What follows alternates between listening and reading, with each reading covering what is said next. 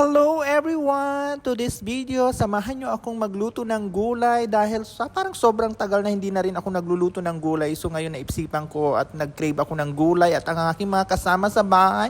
So magpiprito na tayo ng tuna. Di ba? Sobrang laki. At sabi ni Madam, iprito ko na daw lahat yan. So go! Walang inuurungan si Mani. So prito-prito lang natin yan mga Mani. Hindi yung pritong-prito, parang half cook lang. Parang mag-brown lang, ganun lang ang atake. Hindi, magigisa-gisa na tayo ng bawang, sibuyas, yan. Sabay-sabay ko na yan nilalagay at kung papansinin nyo, wala nang mantika, parang emi na lang ang mantika.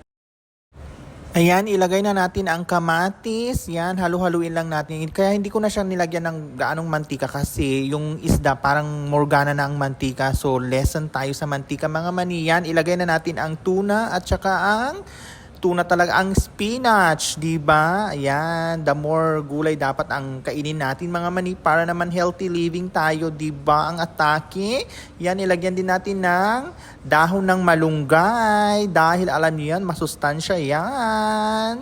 At saka nakaka-fresh daw. Kaya lahat ng pampapresh kainin natin. Lagyan din natin ng kamatis para may konting drama naman, hindi siya dry na dry. Diba mga eme? Lagyan din natin kung konting sabaw. Nasa inyo na yun kung gaano karami. Pero mas konti, mas masarap siya. Malasa mga Mani. Lagyan din natin ng luya na pinukpok.